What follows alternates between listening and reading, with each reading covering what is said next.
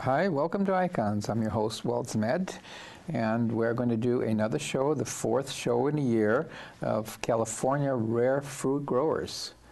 And my guests today are Julie Fink. Frink. Frink with an R. I'm sorry, Julie Frink. And she is the specialist, avocado specialist, and this is the avocado, year of the avocado for the California red fruit growers. And George Peleas, who is the LA chapter chairman for the organization. And of course you have chapters all over the state. George, let me start with some questions with you. Where are some of these chapters? There's I believe there's 23 in the state of California.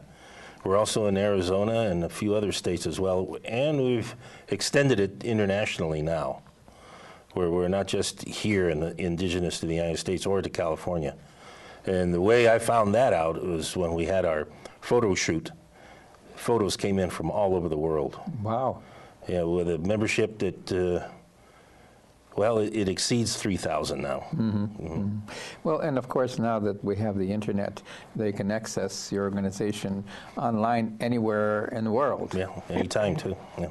And you have specialists like Julie here of different types of fruits, right? There's approximately 40, maybe 50 different specialists available to members, to the membership, for consultation and giving advice. Because everybody makes mistakes. No doubt. Yeah. And the organization now is 40 years old. This is our 40th anniversary, that's right. 40th anniversary. And I just want to talk a little bit about the founder, who unfortunately has just passed away a few days ago. Well, about a week ago About now. a week ago. His name was Paul Thompson. Right. So he started it back in 1968. 68, right. He got together with a friend of his that both had similar interest in growing and cultivating fruit trees that were not indigenous to the area, and it's like trying to push an envelope open to really, let's see if you can really try. I just learned that Paul Thompson, his first exposure probably was where he was raised. His first 11 years was with his parents, who were missionaries in India. Ah. So I believe that's where he got his first exposure, and probably that's where stimulated his interest in fruit tree production. Okay, and this poster we have back here is about Paul Harris Thompson. Where I guess you have to do something. So being away from home and everything seemed interesting. So that's the thing that he brought back with him, and that he obviously shared with many, many people. So from that handful of people, he got other people interested in it, and the organization is how large now? Well, like I said, it's international now. It's got over 3,000 members. Over 3,000, wow. And we're in several states. We have memberships scattered across the United States. I mean, they're in New Hampshire, New York, Pennsylvania. They're all up into the Northeast. They're everywhere. And growing some of these tropicals and what? Well, you see, it says California rare fruit growers. Right. Now, it should by now it should be just switched to U.S. rare fruit growers, because what's rare to you may not be rare to me. You see, you can grow pawpaws in Michigan until you're blue in the face, but try it here. Right. And it's vice versa. So there's a lot of challenges. That's what it is. Okay, and let's talk a little bit about this cornucopia here of avocados that we've got here. First of all, Julie, I never realized that there were that many varieties of avocados. I have a list of over 1,500 registered and named varieties and descriptions. At our research station, we have about 200 varieties. Okay, and where's this research station? It's in Irvine. It's a California University Agricultural Research Station. But every time you plant a seed, you are effectively getting a new variety.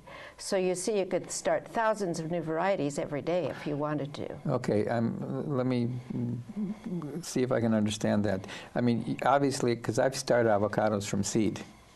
And you could get a different variety from its parent, from the tree? Absolutely. Just like your child is not a clone of you, your avocado seed is not a clone of its avocado parent. Okay, the avocado is indigenous to Central America, Mexico? Central America, Mexico, north of South America, the north part of South America. At that time, you know, hundreds of years ago, there weren't that many varieties, right? Well, when they first came to California, there weren't that many, but of course they started growing seeds and they had a lot of varieties. They had a lot more commercial varieties in the 30s than they do now. In fact, some of these were commercial varieties in the 30s, but they've narrowed it down. Mostly commercially, you get Hass. Lamb Hass is another one that you might see. But the handlers or the packers want to know what they have. They want to know everything about that avocado, so they certainly do not want all kinds of avocados coming in, and there are some bad ones. And trying to figure out which is which. Which is which, they don't want that problem, and you can understand that. Okay, but the consumer is limited to, you know, 2 or 3 varieties, I guess. Oh, yes. Yes, and sometimes from another country rather than getting something that would be absolutely wonderful from this country, but they just don't know its properties. You mean a Hass growing in a different climate, different country could be different? No, that's not what I mean. I mean in the fall, instead of having a Reed or a Nabal or a Helen that was grown here in California that would be absolutely excellent, they'll have a Hass from Chile because that's what they know best is the Hass. And that's why the California rare fruit growers are really important, because we can grow them in our backyards so we can educate people and get these really interesting varieties out there. Yeah, and I'm looking at some of them, and they're absolutely huge. I've never seen avocados that size. Well, let me tell you something really basic about avocados, and that's that there's 3 races of avocados.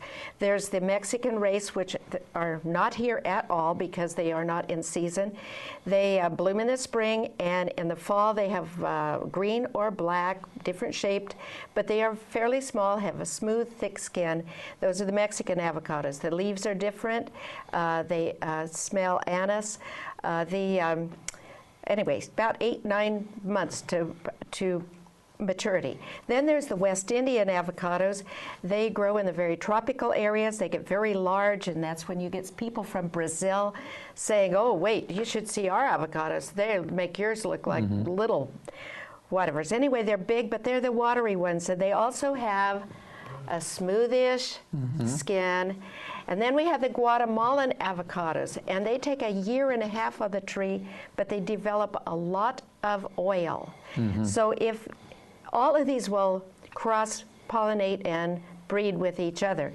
So you have all kinds of varieties, and you can have avocados all year long in your yard. Now, these biggest ones, now this is just 100% Guatemalan. Look at the thick, bumpy, very coarse. Thick, bumpy, and coarse.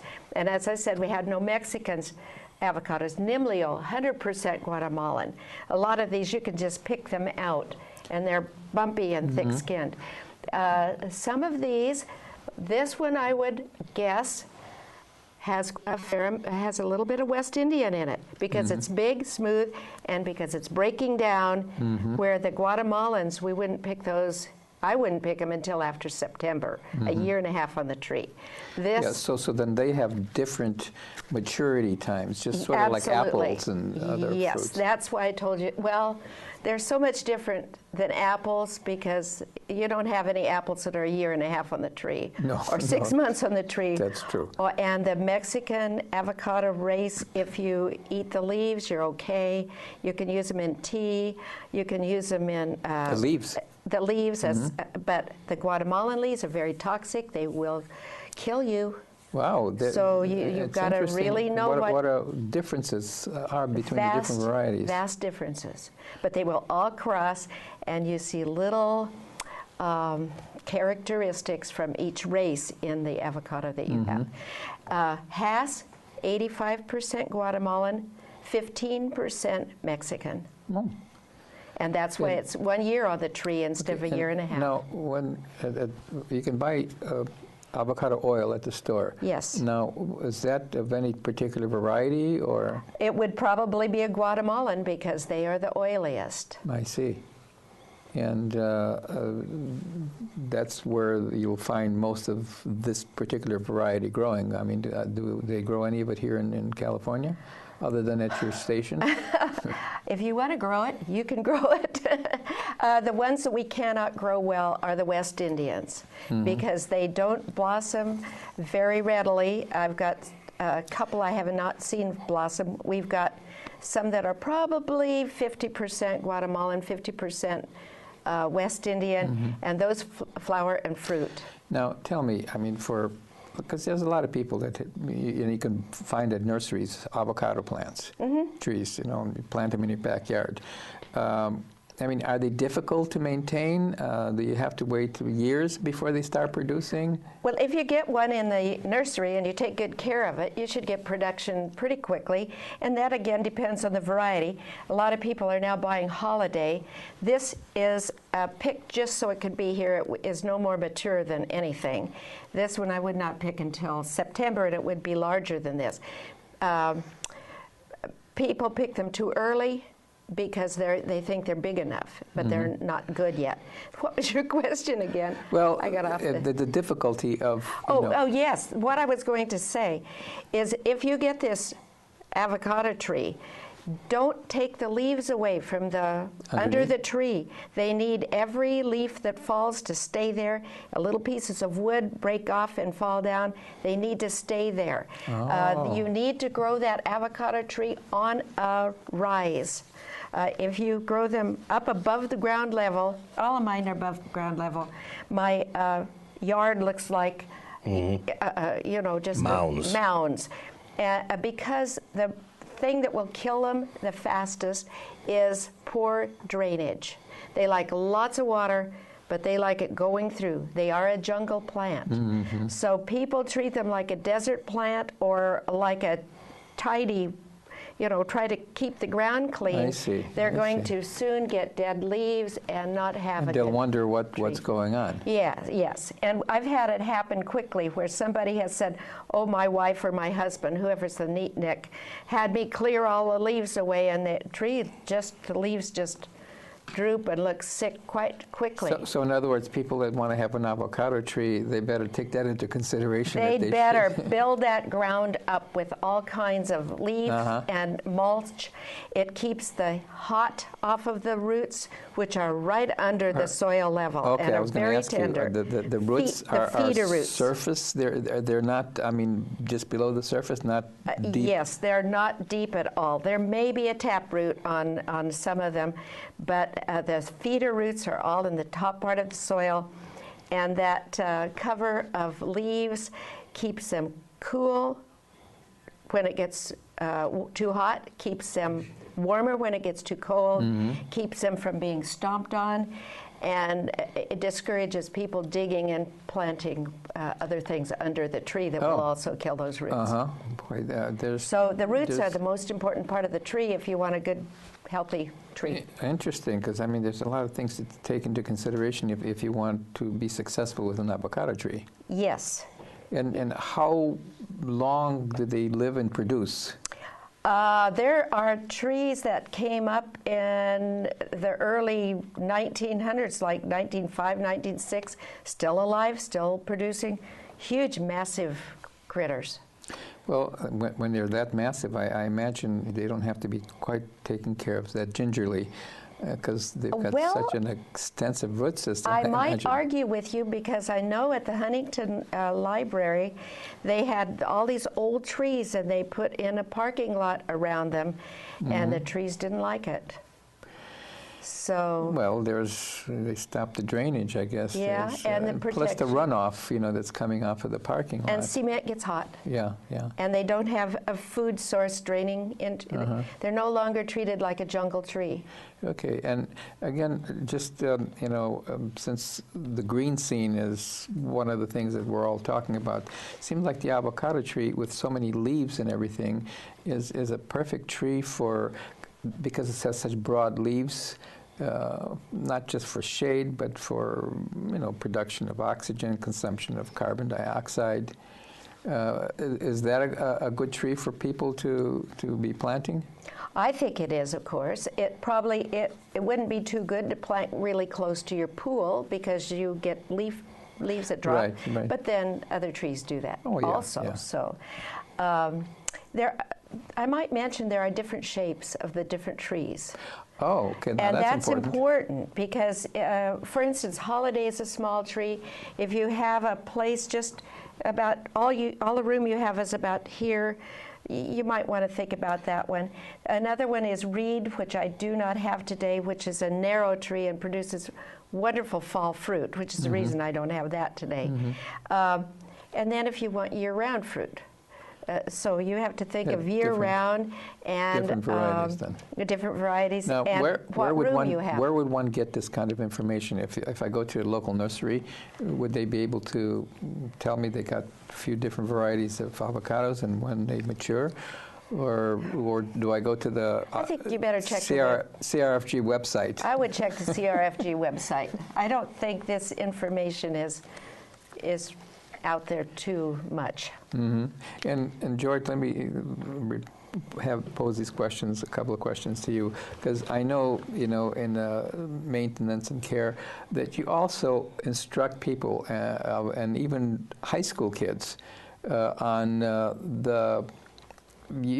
how to graft, how to take care of trees, and I believe you've been having a yearly thing in Ventura County on in the high schools in Ventura and also in the West Valley.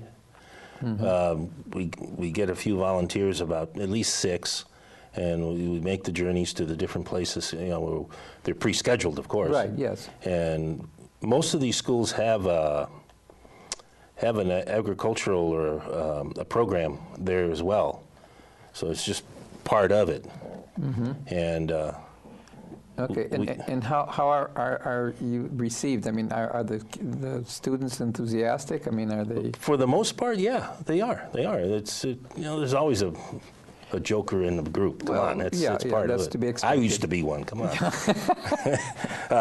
But no, there are quite a few of them get really interested in it, and they look forward to seeing their work, their success. And I always tell them, listen, if it doesn't take, don't feel bad, because I did 10 of them in a row, and none of them took until I finally got the right hang of it. Yeah, and I think that's an important thing to cultivate with these kids, that don't expect success the first time. No. I mean, if you do, you've done something right and you were lucky, but you just have to keep trying. Keep trying, that's right. Yeah, go ahead, I'm sorry. I was going to say, if I ruled the world, every teacher and every student would have at least a year of botany. Oh, of course. That's a very important point, because so many of the children that are growing up today are not exposed to plants, to see where their food comes from. I mean, they see the food, vegetables and fruits at the grocery store. But I think there's a much, much deeper appreciation from anybody that's been involved in that physically and have seen it and picked the fruit off the tree and experience actually the taste quality that you have when you grow your own. That's right. And the very basic thing that it takes a flower. Yes. And where do seeds come from? It's amazing what they don't know. Yeah. One of the great things about growing your own at home is this, you won't be exposed to any E. coli. Well, plus you won't be using pesticides and Well, I mean, depending what kind. You do, but do you make sure they're the kind that are more biodegradable? Right, right. Yeah, because I mean, when they're used commercially, you can't have total control over that, and No. it just goes. Well, commercially, just to give you an example, you could spray something on an orange tree with the fruit on it. That it's highly, well, we'll say lethal. Okay, not really, but it's a lot stronger. It's toxic. And the reason why they can use that particular pesticide is because you're not going to eat the skin. But they don't use the same one on an apple because you do eat the skin. Okay, but then you do touch it when you peel it, the orange. Well, Do you get any of it in your... the industry goes beyond. By that time, it should have biodegraded. Should have Dissipated or whatever. Decomposed. But who knows? You don't know. Yeah, yeah. Yeah, so there's many other advantages to growing your own fruits, is because you have more control over it. You can pick them off when they're ripe. I know that we're just eating apricots off our tree, and you wait for them to get ripe. They are absolutely You'll never get that in delicious. the market. No. It's impossible. Because they pick them when they're still firm. They're not ripe. The sweetness isn't there. And you may get a flavor, but you don't appreciate it. They want a variety that ships. They've got to have a variety that ships. Yeah, I have great feelings for these commercial growers. They have things that they have to contend with that we don't. Well, yeah, but it's unfortunate that the consumers they don't get the pleasure of tasting That's such true. a wide variety. I know that I've always been involved in gardening and having trees and grapes, that when they taste something, they says, wow, what is this? And you tell them it's just a common thing, but they don't have that flavor. It's one of the reasons why in the avocado industry, commercially, they have these varieties here because of the thickness of the skin. They can take a beating. Oh, And yes. they don't get bruised. And they Okay. like black because it doesn't show blemishes. Right. Ah, okay. So there's practical reasons. There are for practical that. reasons. And I have to say, our daughter-in-law didn't like apricots, so no. And then I forced her into eating one of ours, and now she's a complete convert. Yeah. Well, as most people, I've had so many different varieties of apple from the store that, as a kid growing up, we've always had apple trees. But they just didn't taste. I stopped eating them and until I started planting. They're my also own. waxed. Yeah, which now they also have a special soap now that'll remove the wax, but that's another And if matter. If you grow your own, you make friends because people just love getting your, give them a box of avocados, and they just are very happy, and they don't feel like they have to go down to the store and give you something back. Well, and it Because also, it's a nice thing to give. and I think it also encourages them to, start their own. Yes. I mean, the more trees we have, the better, and I think we can buy locally, they say, our groceries and fruits and vegetables, and certainly consuming from our own backyard can't be any more local than that. Also, by growing so many trees, too, you improve the air quality, which is something we have to really take in consideration. Not only immediately around your own house where you live, but obviously contributing to the whole global climate. The urban forest. Exactly. And then we get the urban animals, our little possum friends, and, Yeah, well, and our little raccoon friends, yes, I and our know. little rat friends. Well, Yes. I guess they have to eat too. Oh yeah, I'm willing to share. Okay, now you have, I want to also bring up that you have a fruit festival coming up. Yes, California it's an Rare Fruit annual one Festival. that we hold. This year it's being held at Cal State Fullerton on the campus itself. It's being held in September this year, 19th and 20th. And we're all advertising it now on our website, where it's going to be held, the time, if you have to travel to get there, the motels and hotels that'll be. You give them information about that? It's all on there, yes. Well, about how many attendees do you expect, or you've been getting? We think we'll have over 500 people. At least, yeah. Last time we had 550, and that's what we're expecting, and we've got 30-some speakers arranged. That's another thing, too. It's not just a get-together of friends and members. We also have lectures. several experts, again, in particular fields. Yeah, and somebody attending it has an opportunity to ask questions. Yeah, that's right. A question and answer period after the speaker, finishes his presentation.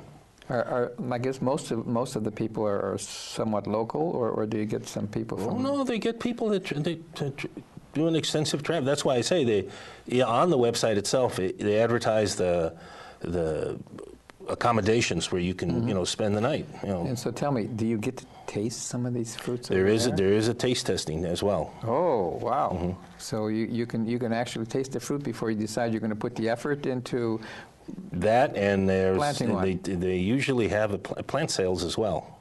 So you can buy a variety of different plants. Exactly. And those that are available. Yeah. And those are provided by the members of the members, and sometimes nurseries actually. Sometimes nurseries. Yeah. Yeah. Wow. So you're pretty well set up. So somebody that wants to come to find out what they want. The public is more than cordially invited. I mean, we have open arms. And people, obviously, you say they travel and they have to, from far away, they have to stay there.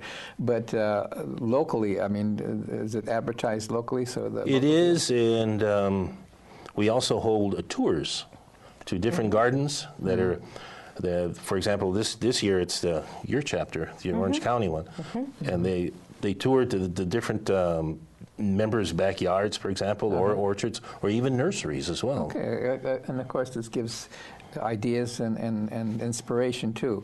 Well, we've just about run out of time, and again, the date for the festival is the 19th and the 20th.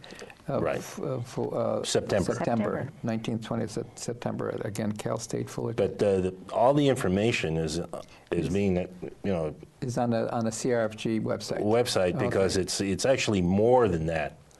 For the tours, And all right. Well, we've reached the end of our show, and they can certainly access your website. CRFG.org. CRFG.org. And thank you for being on the show. And again, thank you for Paul Harris Thompson for establishing this thing 40 years ago. That's America's greatest generation right there. We've got some good ones.